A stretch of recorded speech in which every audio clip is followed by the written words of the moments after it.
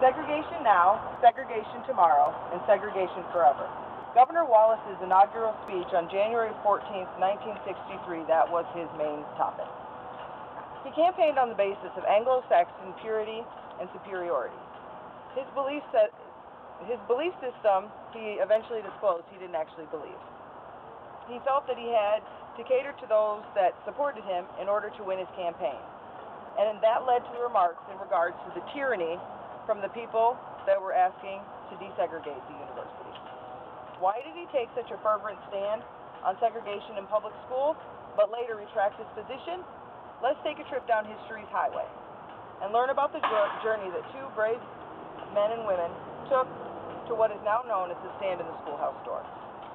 In the fall of 1962, two Alabama students had their hearts set on attending the University of Alabama at Tuscaloosa. They were extremely intelligent and had been throughout their schooling. They took their SATs and scored in the top 5% of all students who took it. This should have provided an easy entry to the state university, or so they thought. Their journey to higher education for these two students would not come without a courageous fight and a willingness to sacrifice their lives for the future educations of millions after them. Vivian Malone and James Hood were two of the pioneers of the civil rights movement, and they would not take no for an answer.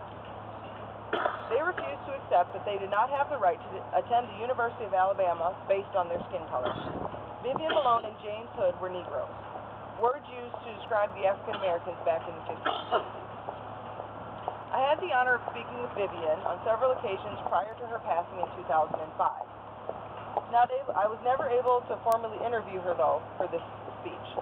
My interviews with James Hood were very personal. He survived 4 strokes in the last 6 years, and as a part of his speech therapy, he prepared to speak at the Kennedy Library. They had him practice retelling his story, and I was able to learn the heartfelt details and tried to grasp every thought and emotion that he conveyed. I've attended many speeches and celebrations in his honor, which is why I'm here today at the University of Alabama at Tuscaloosa. I feel their story will help others find inner strength and courage to stand up for what is right when pursuing their dreams.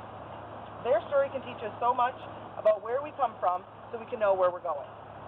I've met the people who videotaped every point of view that they used the footage for the PBS special, Setting the Woods on Fire, about Governor George Wallace.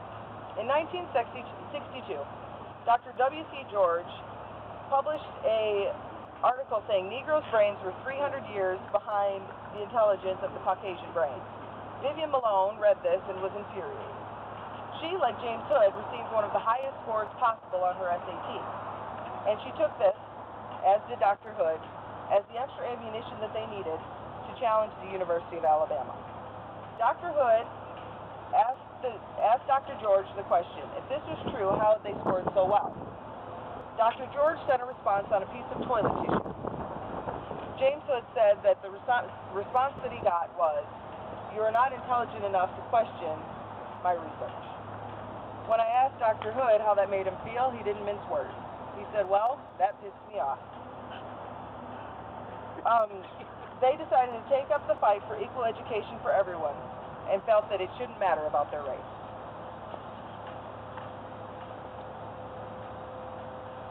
NAACP contacted Vivian and James and found out that they had been accepted to the University of Alabama and then turned down. The NAACP fought the university to gain them entrance to the school. They met all of the requirements for admittance, and there was no legal reason to keep them out. After a legal battle, a judge ordered the college that they had no reason to deny them, and ordered that they be able to attend the University of Alabama. James told me, "The university tried to make me retake my SAT test.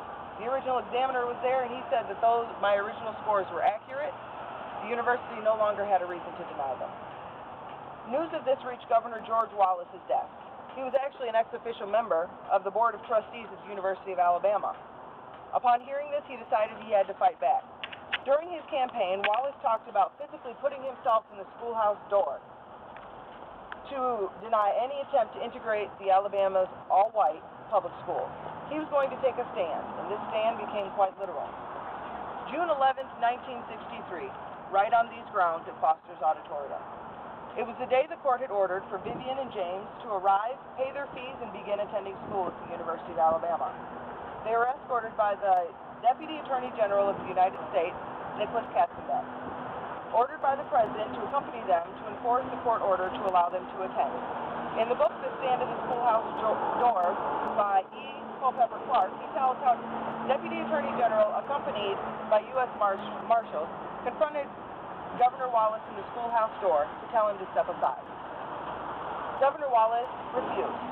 So, Deputy Attorney Katzenbach was forced to call the President Kennedy, who ordered them to mobilize the National Guard to keep peace on campus.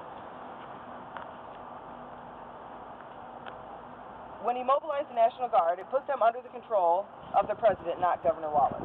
General Henry George stepped in and commanded Wallace to step aside, saying, "Sir, it is my sad duty to ask you to step aside under the orders of the President of the United States."